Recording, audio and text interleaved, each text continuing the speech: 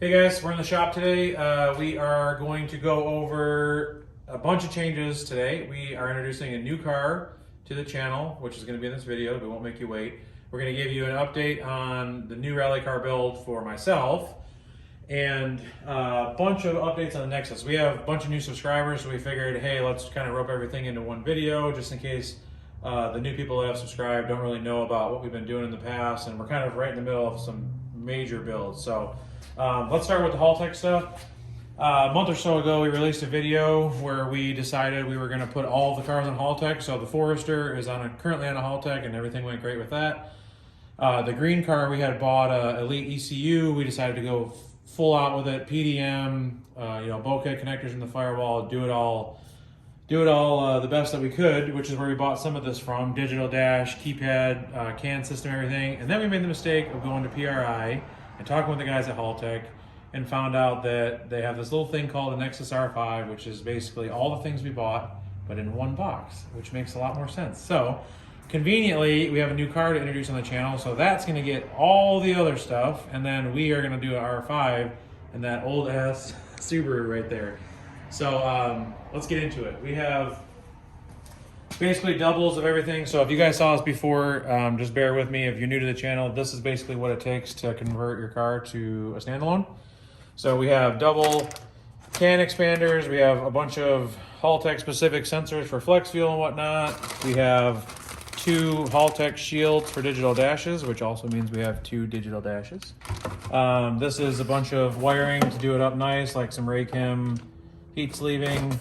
Get all the wiring good. This is our keypad holder with our ignition button. I only have one of these right now because I forgot to order a second one, but both the cars will have this. And then here we have two of the 15 button keypads. I'm not going to open the second one, but this is exactly the same. So this is really cool. It's a CAN network, so it's just one plug, 15 buttons. It has a status symbol, self-diagnosing issues. It's amazing. So this mounts on there, that mounts on the trans tunnel. This is everything you want. So we got two of those. Then we have, oh, there's the harness I was just looking for off camera. We have a bunch more fittings. We have a PDM harness for the body side of the PDM. So this is what we released that we were gonna put in my car last month until we bought the R5. So this is now going to go in the car that you guys haven't seen yet. This basically takes the place of all the body wiring with that, no fuses or relays, and then it has a engine harness over there that we'll show you in a bit. And then seems like everybody was mostly excited for this, so we have two Haltech IC7 digital dashes. I won't open the second one, but this is exactly the same. So this is what everybody likes. It goes in said Haltech holder here, all nice and fancy with shift lights and everything, like we know what we're doing, but we don't. And yeah, so somehow we'll make all this work. And what else we have? This is the Elite ECU that was going to go in my car, that's now going in the other car. This is a really good bang for your buck. This will do 4-cylinder engines only though, so don't buy this for a 6 or V8.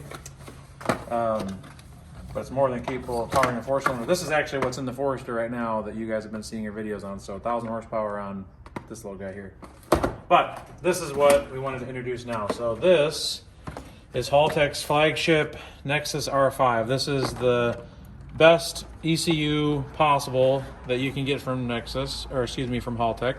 But it is not just, it is not just an ECU. So the main reason we went with this, you're probably noticing that this looks like this, because this right here has one power, one ground, and these connectors, and this is a built-in PDM. It also has a 4-channel wideband controller, so you could have up to 4 widebands with a CAN expander and an ECU all in one. So in the new car, we will literally just have this and a wiring harness. No fuses, no relays, no, not even a fuse box in the engine bay. It will just have wires going to the engine and just this.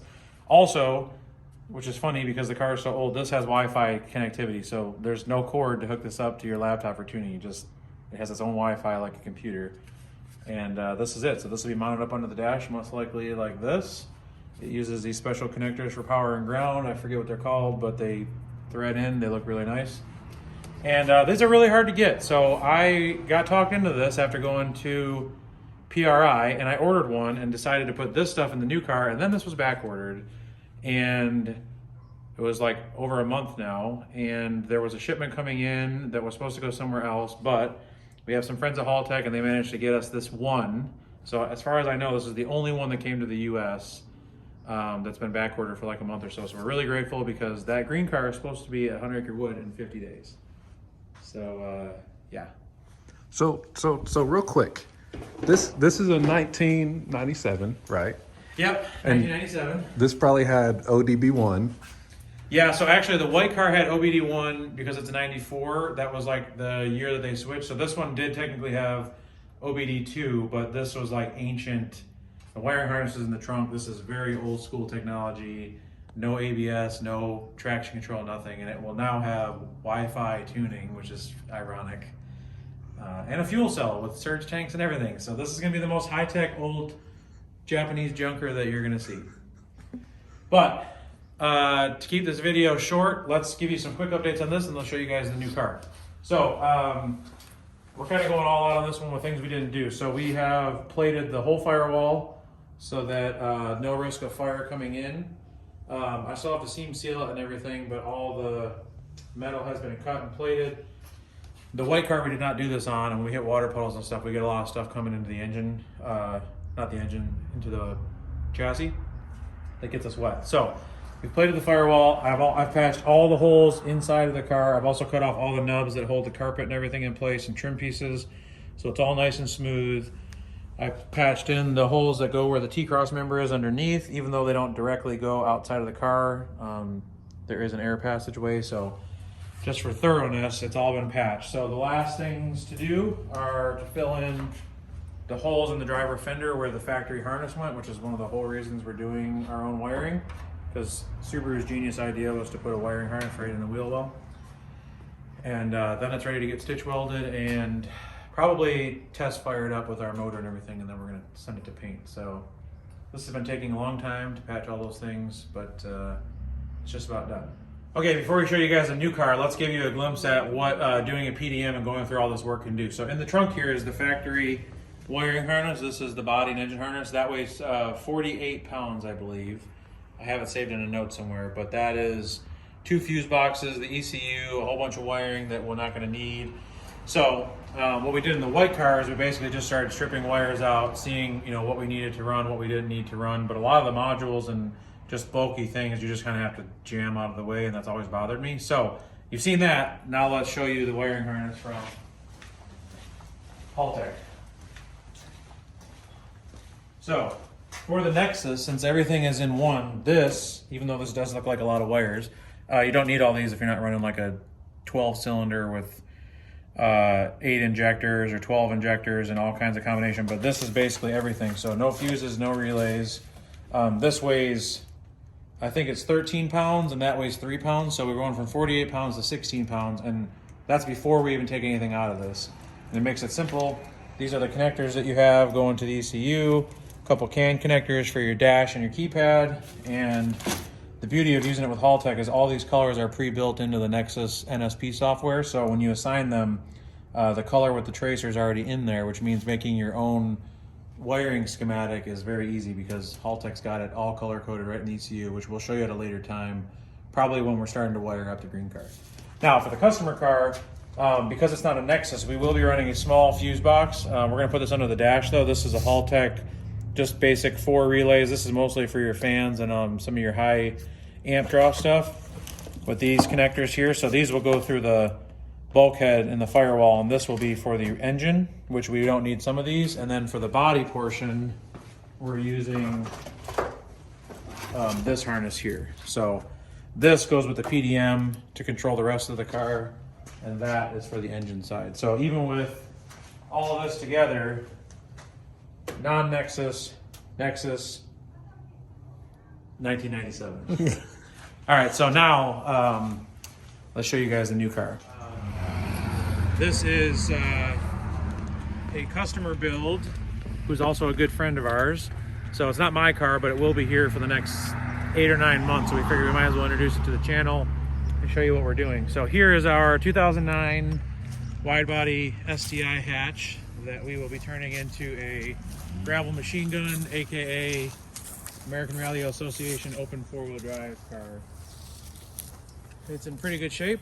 It used to have a big rotated turbo on it and was a parking lot queen, and now it's gonna bang ditches. So it's kind of a shame. We're not sure how we feel about it because it's a beautiful car and it's gonna get tore up in the gravel, but I think it's gonna look amazing with the same wheel and tire package, the same Rigers. This is gonna have the PDM. This is basically gonna be everything that is, plus the new technology of the PDM. So it was a clean car. It's mostly gutted already. I think the door's open. Yeah.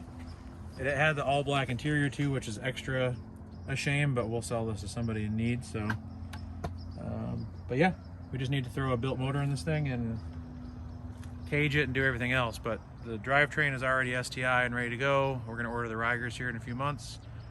This is going to go off to get our cage next month, so we'll probably record that as well. You probably won't see this one on the channel much until we get back from the cage because there's nothing really to do in the meantime besides gutting it.